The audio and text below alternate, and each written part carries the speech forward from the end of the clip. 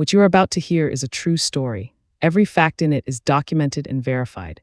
It is the story of a 26-year-old mother in Winona, Minnesota, who dropped her children off at daycare on a Friday morning in March and sent her last text message at 8:15 and never came home. It is the story of a community of over 2,000 people who searched fields and forests and waterways for 69 days. It is the story of a father who stood at a vigil and said, "Make this your battle cry, whereas Madeline, whereas she make it loud and don't stop until she is found." It is the story of how justice arrived slowly and completely, and too late to give back what had been taken. And it is the story of what Madeline Kingsbury's family has built from the wreckage of her absence so that her name means something beyond her death. This story is told with respect for Madeline Kingsbury, for her children, and for the family that loved her. Their grief is not entertainment. Their fight is the reason this story is being told. Madeline Jane Kingsbury was born on June 1, 1996. She grew up and built a life in the specific way that young people build lives when they are capable and driven and have more ahead of them than behind them. She graduated with a Bachelor of Science degree in Public Health from Winona State University in 2019 and was attending the University of Minnesota School of Public Health in a Master in Public Health program. She worked as a clinical research coordinator at the Mayo Clinic in Rochester, Minnesota. She was, by every account of the people who knew her, a woman of warmth and intelligence and the specific kind of devotion to her children that expresses itself not in grand gestures, but in the daily texture of showing up and being present. She had a nickname, Maddie, that her family and friends used, and that carries in its informality the specific quality of a person who was known and loved closely. She was 26 years old. She had a 5-year-old daughter and a 2-year-old son. She had a future that was real and in progress and full of the ordinary momentum of a life being built carefully and well. Disappeared blog +2 Kingsbury was in the process of leaving her abusive ex-boyfriend, Adam Fravel. At the time of her disappearance, Kingsbury was living with her 2 children and their father, Adam Fravel, in Winona, Minnesota. She worked as a clinical research coordinator at the Mayo Clinic in Rochester, Minnesota. While still living together, Kingsbury and Fravel were no longer in a relationship, and she was in the process of moving out of the home they shared. She was looking to stay in the Winona area so her children could be close to their father. The situation she was navigating was one that anyone who has worked in domestic violence services would recognize immediately. The most dangerous period in an abusive relationship is the period of leaving. The statistics on this are clear, and they are grim, and Madeline Kingsbury's family and friends were aware of the concern, and she was aware of the concern, and she was doing the thing that people in those situations do, which is try to move towards safety while managing the complexity of children and shared space, and the particular danger that proximity creates when a person has decided to leave. KTTC Disappeared blog on March 31, 2023, Madeline Kingsbury was last seen at her home in Winona, Minnesota. That morning, Kingsbury and Fravel dropped their children off at daycare shortly after 8 a.m. before returning home. At 8:15 a.m., she sent a text message to her sister in which she replied to a funny picture. That text message, a reply to something her sister had sent, ordinary and warm and containing nothing that suggested what was about to happen, was the last communication from Madeline Kingsbury. Around 10 a.m., Fravel reportedly left home to run errands in the van Kingsbury normally drives, a dark blue 2014 Chrysler Town & Country, but when he returned later that day, Kingsbury was nowhere to be seen. Madeline Kingsbury never showed up to work that morning and hasn't been heard from since. She didn't pick up her children from daycare that afternoon or make any of her other arrangements. The people who loved her knew immediately that something was catastrophically wrong. Madeline Kingsbury was not a person who did not pick up her children. She was not a person who disappeared without contact. As every day went by and there was no activity on financial, there's no activity on social media, and she would not reach out to her children and her family. You just knew. You hoped for the best but knew the worst was coming. Disappeared blog +2 on April 1, the Winona Police Department put out a call for the public's help in finding Madeline Kingsbury, a 26-year-old mother who disappeared the day before after dropping her kids off at daycare. At a press conference, Winona Police Chief Tom Williams said Kingsbury's disappearance was involuntary, suspicious, and we are all concerned for her safety. What happened next was one of the most remarkable community responses to a missing person case in recent memory. Over 2,000 volunteers, driven by a shared sense of purpose and compassion, answered the call to action. They joined forces with law enforcement, dedicating countless hours to searching for Kingsbury. Fields were meticulously combed, forests were traversed, and waterways were painstakingly examined. Businesses donated food, water, and supplies, while individuals opened their homes and offered their vehicles to aid in the search. Social media became a powerful tool, connecting volunteers, disseminating information, and amplifying the reach of the search efforts, drawing national attention to Kingsbury's case. CBS News Fillmore County Journal Madeline's father David stood at a vigil and spoke publicly for the first time with words that became a battle cry for everyone searching. He said, "We know that Madeline is around here somewhere.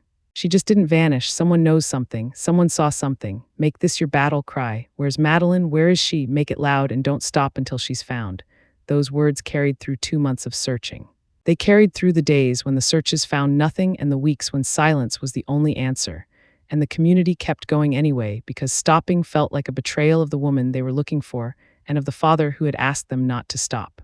CBS News The 69 days between March 31st and June 7th were 69 days of organized searching and sustained community presence, and the specific kind of hope that people maintain not because the evidence supports it, but because the alternative to maintaining it is accepting something that cannot yet be accepted.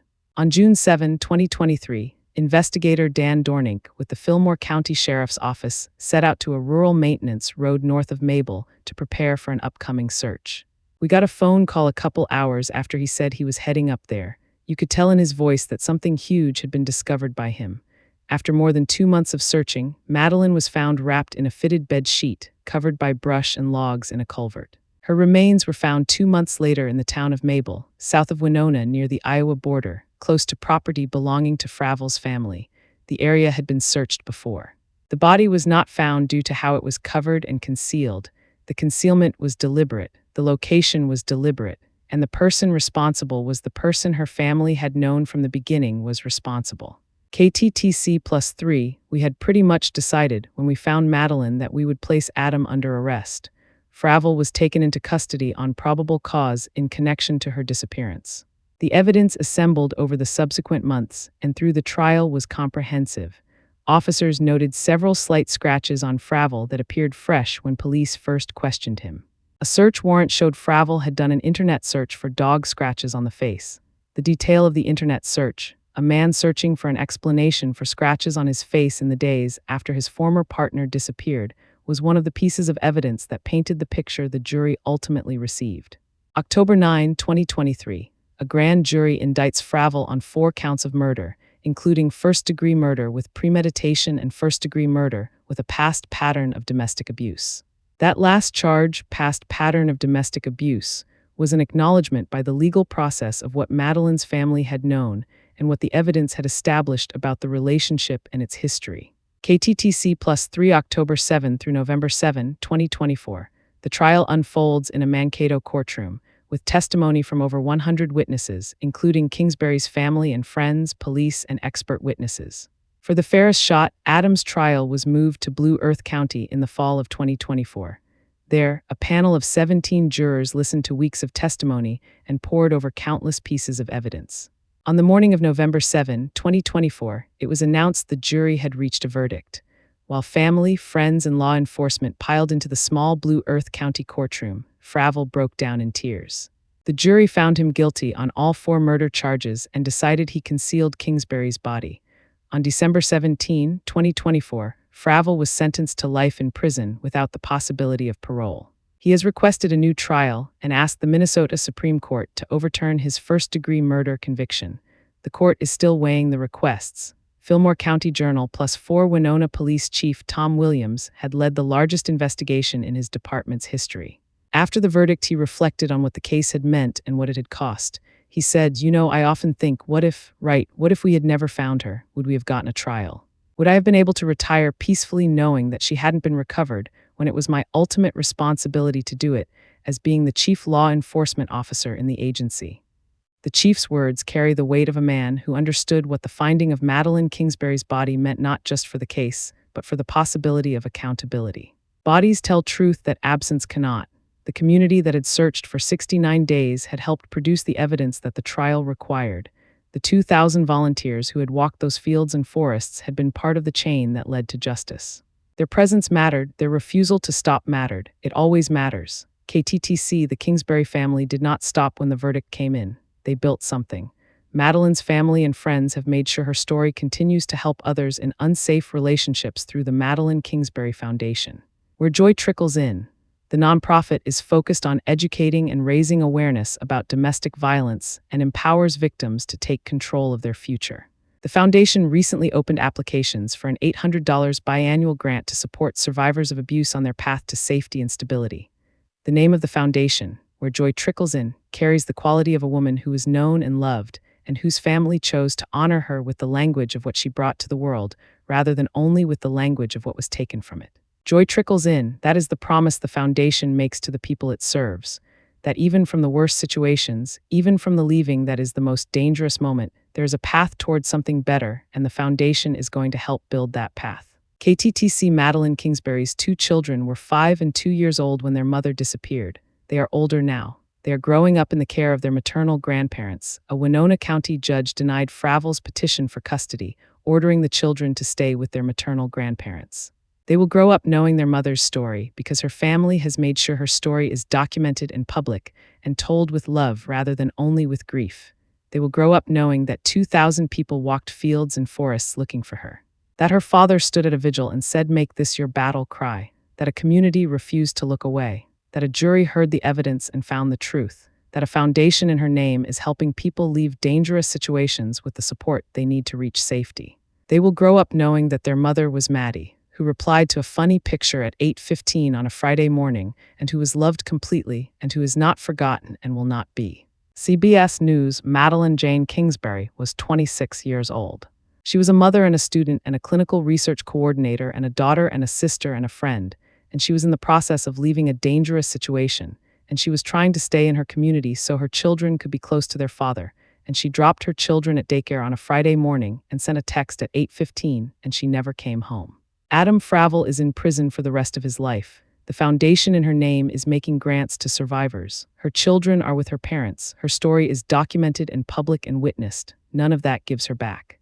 All of it honors her. Her father said, "Make it loud and don't stop until she is found." She was found. The fight did not stop. It became a foundation. It became grants to survivors. It became a battle cry that outlasted the search and became something that will keep going long after the headlines have moved on. Where joy trickles in. That is Madeline Kingsbury's legacy. That is what her family built from the worst thing. If this story reached something in you, leave a comment. Tell me where you are watching from. If you or someone you know is in an unsafe relationship, the National Domestic Violence Hotline is 1-800-799-7233.